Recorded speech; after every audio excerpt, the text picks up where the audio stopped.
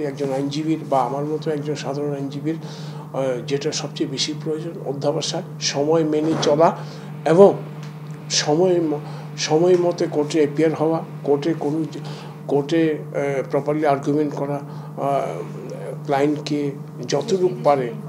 যতটুকু পারে আইনি সহায়তা দেওয়া। আমি সকালে উঠে 7টার মধ্যে উঠে যাই, আমি গোসল করে ব্রেকফাস্ট করে চেম্বারে চলে আসি।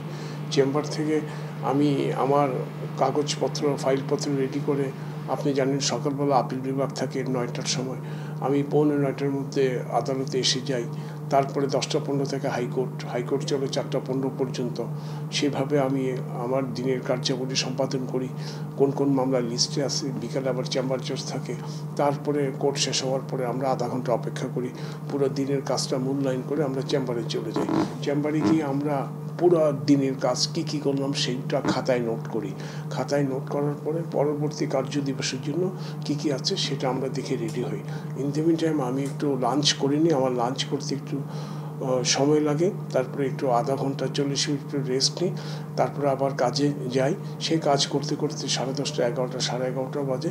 11:30 আমি বাসায় ফিরে যাই। বাসায় ফিরে গিয়ে রাতের খাবার খেয়ে আমি ঘুমিয়ে পড়ি। দুর্নীতি দমন কমিশন অনেক গুরুত্বপূর্ণ মামলা আমি করি। আমাকে প্রোটোকল এটা আমার জন্য বিব্রতকর, ওই জন্য আমি নিতে চাই না। কারণ বিব্রতকর এই কারণে আমি তো কোর্টে সেফ আছি।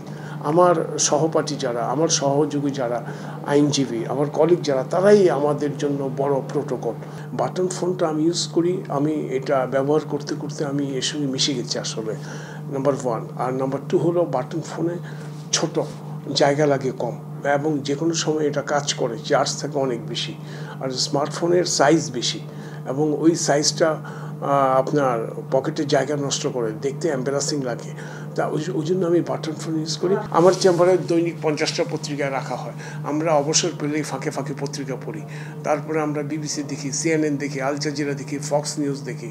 আমার মনে হয় না যারা স্মার্টফোন ইউজ করে না তাদের পৃথিবীর খবরাখবর রাখতে কষ্ট হয়।